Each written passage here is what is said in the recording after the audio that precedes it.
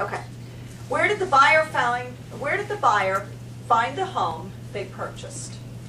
34% found it through the real estate agent, 32% found it on the internet, 15% found it by a yard sign, open house sign.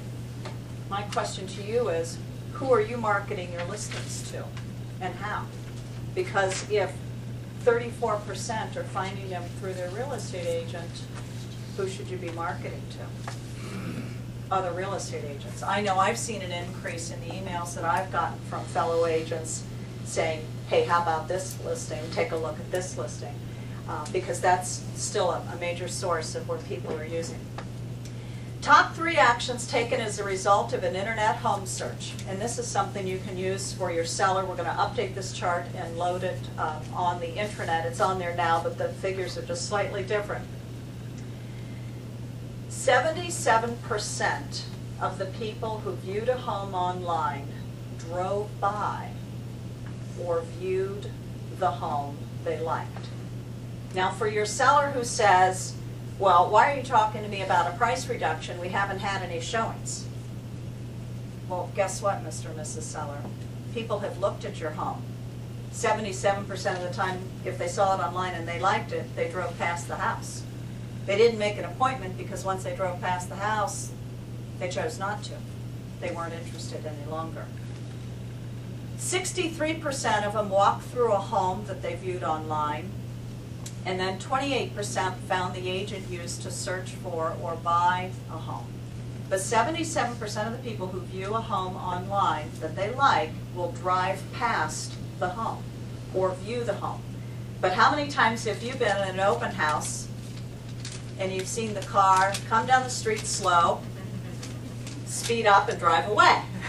Because they've chosen, once they've gotten there, for whatever reason, maybe the power tower in the backyard, maybe the house sits on a hill, you have to drive straight up the driveway, you have to just drive straight down, or it's a panhandle lot. You know, there could be lots of different reasons, but people do drive by. Or in my case, when I was selling my home that was next to 71, they would sit in front of the house, roll their window down to listen for the highway noise, roll the window back up and drive away.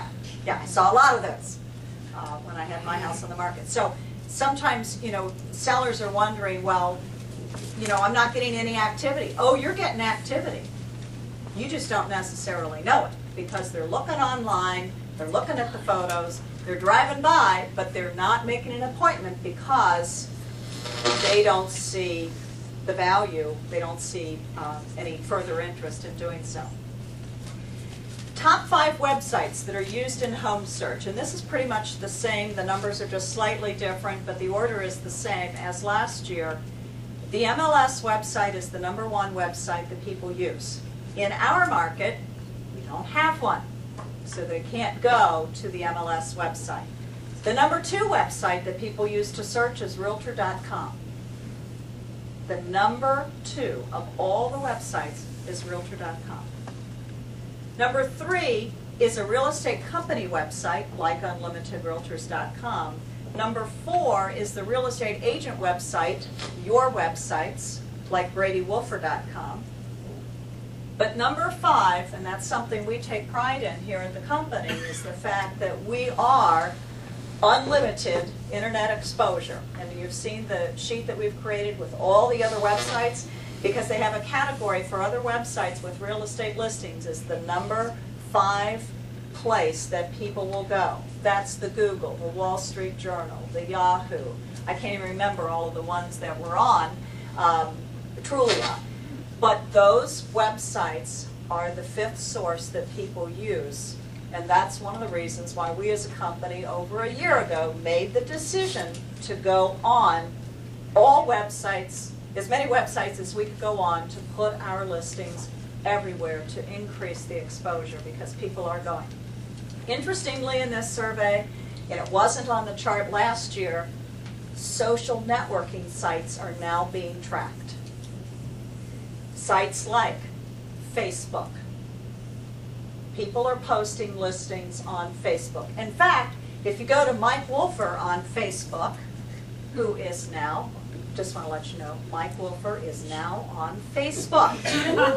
He was being crushed by requests last week. I think he's come out of the crushing mode. I'm no longer being crushed. You are no longer being crushed, okay? Because it was a real distraction last week. He was being crushed by all these requests. But when you go to Mike Wolfer's Facebook, guess what you're going to see? Brady Wolfer's listings. His listings are all over Mike's website. But interestingly, that is one of the things that they're now tracking, because people are starting to not only go there, they're going there for the social part of it, but when they get there, they're looking at what's on the site. So people are now seeing listings like Brady posted on Mike's website. I'm assuming it's on your Facebook as well, Brady, right? It just showed up on his because we're connected. Oh, it shows up on oh, so it's on yours, but it shows up because you're connected to Mike. Okay. Also, YouTube. People are starting to post listings on YouTube. They are taking videos of their listing, not just a visual tour, but they're taking videos of their listing and they're posting it to YouTube for people to view and then linking it to their website.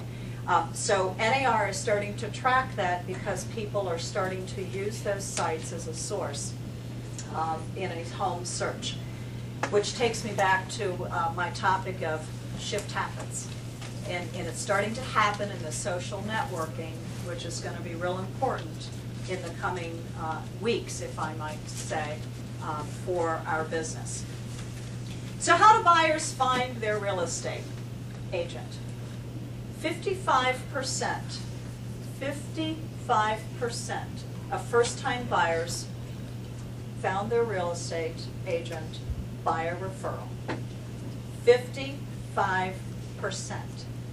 I'm saying it 3 times because I want you to make sure you hear 55%. Huge referral. What does that mean to you? You have to be in constant contact with your database. You have to be constantly out there networking, because 55% of first-time home buyers, and remember, they make up 41% of the buying population, are getting their agents through a referral. Repeat buyers, those who are buying for a second time or third time, etc., 35% are referral, because the other element is there's a percentage of them who are using an agent they've used before. Interestingly, 18% of repeat buyers used agents previously to buy or sell a home. 18%. What happened to the referral business? 35% are being referred, but of the repeat buyers, 18% used the same agent used previously. What does that say about follow-up? Wow. You have got to stay in contact with your past clients. I know I've talked about this before and used this as an analogy. The song, Love the One You're With, that's what people do. When you're out of touch with them, they love the one they're with, they list with the one they're with, and it may not be you if you haven't stayed in contact with them. What are the desired skills and quality of a real estate agent? In order of importance, it's honesty and integrity. And that can only be shown. It can't be told. I can't tell somebody I'm honest. I can't tell somebody I have integrity. I have to demonstrate it. I'm always a little leery when I read, I'm honest, I have integrity. I assume that of you when I meet you. I don't want you telling me. They're looking for knowledge of purchase process, responsiveness, high communication skills, knowledge of real estate market, communication skills, negotiation skills, people skills, knowledge of local area, and skills with technology.